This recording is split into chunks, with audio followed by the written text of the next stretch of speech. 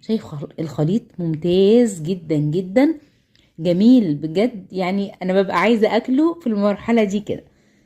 القوام تحفة، الريحة تحفة، مفيش ولا غلطة فيه.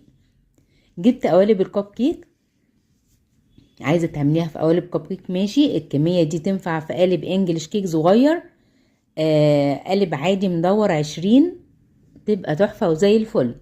اي حاجة تعمليها من ايدك هتبقى جميلة بإذن الله.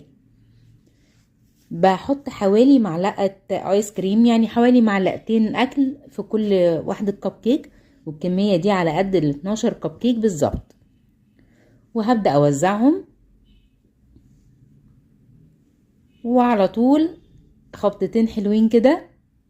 ولو عايزة ادخليهم الفرن مفيش اي مشكلة، بس انا علشان انا حاطة طبعا شوكولاتة بالبندق، فهحط شوية بندق على الوش.